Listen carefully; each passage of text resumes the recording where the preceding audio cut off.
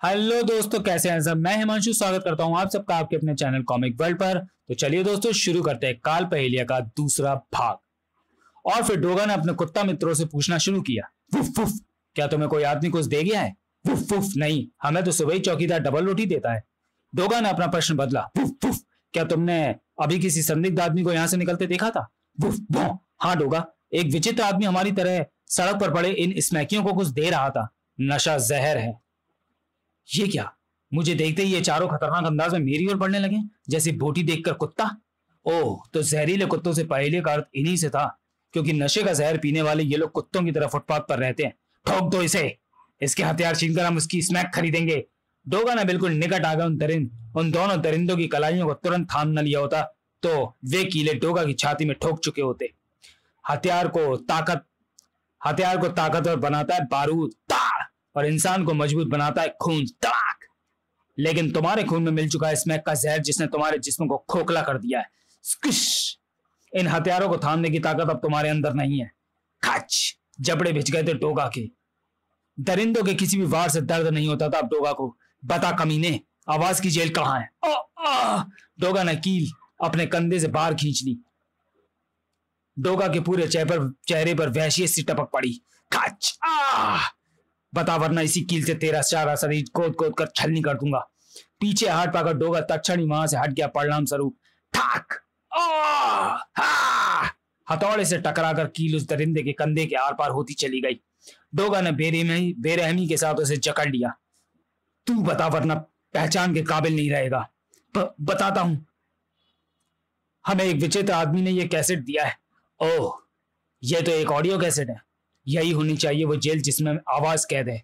और काल पहले में कहा था कि अगर मैंने उस आवाज को जेल से छुड़ा लिया तो उससे मेरी मुलाकात जल्दी होगी। जल्दी ही वह वापस जिम में पहुंच चुका था, अपने कमरे में। इसमें भरी आवाज मेरी उंगली के एक ही इशारे पर आजाद हो जाएगी। सूरज ने टेप रिकॉर्डर ऑन किया। कुछ सेकंड की खामोशी के बाद उसमें से आवाज निकली। सोमवार को शतरंज कहाँ खेला गया था? उस कैसेट में बार बार इसी एक पंक्ति को दोहराया गया था। सूरज ने टेप रिकॉर्डर ऑफ किया ही था कि अरे अदरक चाचा, आप यहाँ कब पहुंचे? उस समय जब तुमने टेप रिकॉर्डर ऑन किया था। सूरज ने संक्षेप में उन्हें काल पहेलिया के विषय में बतलाया। इसी दौरान ही उसका चेहरा कठोर होता चला गया था। अदरक चाचा, वह मुझसे पहेलियों का खेल क्यों खेल रहा है, ये मुझे नहीं मालूम।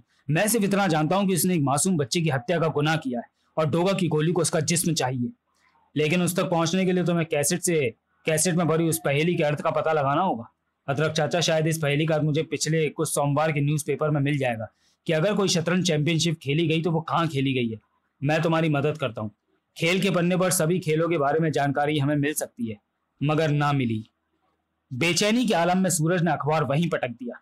इन चारों ही अखबारों में शतरंज के किसी खेल के बारे में कोई जानकारी उपलब्ध नहीं है अदरक चाचा। सूरज, हो सकता है उस चैंपियनशिप के बारे में अखबारों में ना छपा हो।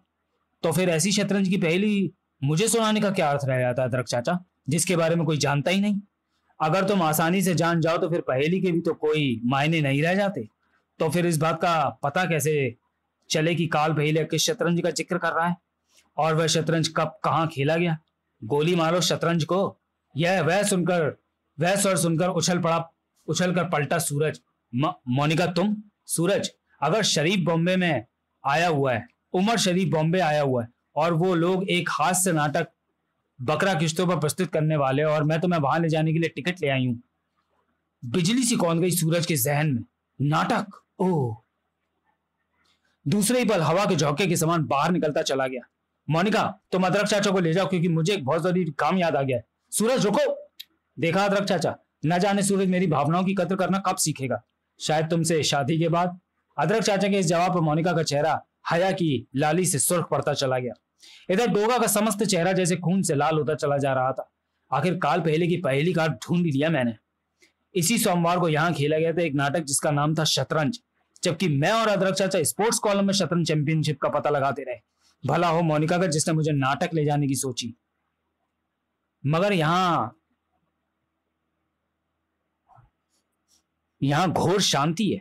शायद तूफान से पूर्व की खामोशी अचानक उस फड़फड़ाहट से भंग हो गई। काव काव! अरे, उस कोए को ऊपर पंखे से किसने बांध रखा है?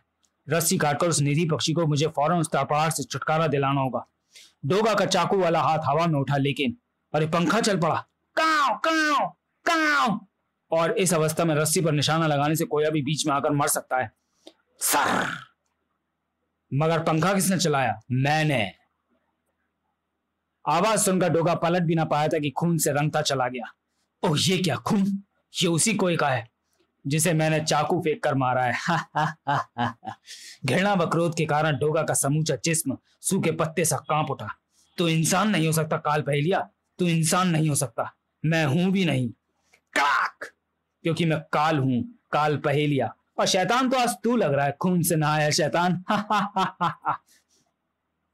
मगर तेरा काल तो आज तेरे सिर पर खड़ा है काल पहेलिया, डोगा के रूप में। काक। हैरान रह गया डोगा काल पहेलिया के ढाल बनकर आई उस स्टील प्लेट की वक्त की एक्यूरेसी को देखकर। हवा में भीषण सरसराहट सुन डोगा पीछे को पलट गया। छन छन। यह हमला मुझ पर उस अंधेरे कोने में उसके साथी ने किया है। मेरा ये निशाना खाली नहीं जाएगा। चिन। अंधेरे कोने से बाहर निकली वो भयंकर सूरज। टन। तेरा निशाना सचमुच खाली नहीं गया डोगा, मगर ये प्लेट ऐसे मेरे शस्त्र ही नहीं बल्कि मेरी ढाल भी हैं, और तेरी गोली इन्हीं से टकराई है। डोगा उन स्टील प्लेटों से जबरदस्त फुर्ती के साथ बचा। उड़न तश्तरियों की तरह हवा में सरसराने लगी वो स्टील प्लेटें, और उनका निशाना था डोगा। काली मिर्च चाचा ने मुझे गोलियों से बचने की जिस कला में प्रवीण किया है, वो ऐसे ही अवसरों पर मेरे काम आती है। और मुझे ये भी सिखाया काली मिर्च चाचा ने कि अगर दुश्मन के जिस्म पर चढ़े फौलाद को तुम्हारी गोली ना चीर पाए तो गोली चलाना बंद ना करना। गोली जरूर चलाना, मगर अपना टारगेट बदल लेना। निशाना कभी खाली नहीं जाएगा, दुश्मन जरूर धराशायी होगा। ठाक। तूने ठीक कहा डोगा, दुश्मन जरूर धराशायी होगा। डोगा फुर्ती के साथ आक्रमण की दिशा में पलटा। ओह ये तो स्प्रिंग बॉल का हमला कर रहा है। ठाक। यह बॉल वार करने के साथ ही इसे चलाने वाले के पास वापस खिंच जाती है। स्क्विश। इसलिए इसका चालक जल्दी जल्दी इसके वार कर सकता है। सुश। और उसके शिकार को भी उतनी ही फुर्ती के साथ बचना होता है। मगर दुश्मन पर शिकार तब तक वार नहीं कर सकता जब तक कि वो शस्त्र यानी स्प्रिंग बॉल उसके हाथ में नहीं रहता। स्कुश सुश। मुझे भी न सिर्फ इस शस्त्र को ही उसके हाथ से छुड़ाना होगा बल्कि चित करना होगा आक्रमणकारी को भी। ताक। दूसरे पल डोगा के हाथ में दिखाई पड़ी रिवॉल्वर शोला उगलकर दुश्मन के चेहरे की धज्जियां उड़ा दी। इसी पल हवा में लहराया खुद काल पहेलिया का जिस्म और थाक थप। हा। अब तेरा सामना सीधे सीधे मुझसे होगा डोगा। अगर तुझ में हिम्मत है तो मुझे पकड़ ले। आ पकड़। थाक। डोगा के होठों के किनारे से रक्त छलक आया, जिसे महसूस कर उसका चेहरा हिंसक होता चला गया। तेरा चैलेंज मुझे स्वीकार है काल पहेलिया। थप। ठाक। और ले मैंने तेरे चैलेंज पर मोहर भी लगा दी। डोगा बूझ तो कि मैं क्या कर रहा हूं? अपनी मौत से खिलवाड़ कर रहा है तू। मौत से खिलवाड़ तो तू कर रहा है। मौत से खिलवाड़ तो कर रहा हूं, पर अपनी नहीं तेरी। यह पहेली तेरी समझ में अभी नहीं आएगी डोगा। कड़ाक। क्योंकि अगर इस पहेली को ही तूने हल कर लिया तो फिर ये सारा खेल ही मुझे बंद करना पड़ेगा। अरे ये तो अचानक मैदान छोड़कर भाग रहा है। काल पहेलिया स्टेज के अंधकार में विलीन हो गया। इस हॉल से फरार होने का एक रास्ता स्टेज के पीछे बने ग्रीन रूम से होकर भी जाता है। ग्रीन रूम में ही ठिठक कर रह गया डोगा। काल पहेलिया यहां भी मेरे लिए एक पहेली छोड़ गया है। बच्चे किस चक्कर में खुशी से चीख पड़ते हैं? आखिर काल पहेलिया क्यों बार बार पहेलिया छोड़कर मुझे अपना पीछा करने पर विवश कर रहा है? वहां काल पहेलिया डोगा के हाथ न लगा। डोगा वापस हॉल में पहुंचा तो गायब थे उसके दोनों साथियों के जिस्म। ये काल पहेलिया तो मेरे लिए कुछ एक पहेली, मेरे लिए खुद एक पहेली बनता जा रहा है, और मुझे इस पहेली को हल करना ही होगा और पता लगाना होगा कि किस चक्कर में बच्चे खुशी से चीख पड़ते हैं। दूसरी ओर ठीक उसी समय काल पहेलिया खिलौनों की दुकान से निकल रहा था। मुझे खिलौने बहुत अच्छे लगते हैं, खासकर रिमोट कंट्रोल वाली बारबी डॉल। मुझे बच्चे भी अच्छे लगते हैं क्योंकि उन्हें भी मेरी तरह पहेलियां भाती हैं। मैं जब भी खुश होता हूं तो उन्हें खिलौने देता हूं, और एक खास बच्चे को बारबी डॉल। आज भी मैं बहुत खुश हूं, पर वो खास बच्चा कौन होगा? इधर डोगा पहेली में उलझा खड़ा था। किस चक्कर में बच्चे खुशी से चीखते हैं? कॉमिक, टीवी के, परीक्षा के पास होने पर, हाथ से जब गुब्बारे छूट जाते हैं तब। और अचानक ही उसकी निगाह गुब्बारे को उस झुंड पर जाकर अटक गई। ओह गुब्बारे! और ये गुब्बारे उस अम्यूजमेंट पार्क की ओर से आ रहे हैं, और अम्यूजमेंट पार्क में होते हैं फेरिस व्हील, मेरी गो राउंड जैसे झूले यानी चक्कर। अम्यूजमेंट पार्क कहीं मराठा मन से निकलकर काल पहेलिया वहीं तो नहीं गया? शायद मैंने काल पहेलिया की इस पहेली को भी हल कर लिया है। बच्चे जिस चक्कर में बैठकर खुशी से चीख उठते हैं वो चक्कर ये है, फेरिस व्हील। मगर यहाँ काल पहेलिया कहाँ है और उसकी पहेली का इस चक्कर से क्या मतलब है? झूले के आसपास खड़े कई बच्चे अपनी बारी की प्रतीक्षा कर रहे हैं। उफ, पुलिस उन बच्चों के बीच क्यों खड़ी थी? तो चलिए दोस्तों, वीडियो को यहीं समाप्त करते हैं और मिलते हैं डोगा के कॉमिक विशेषांक काल पहेलिया के तीसरे और अंतिम भाग में अगले वीडियो में। तब तक के लिए धन्यवाद।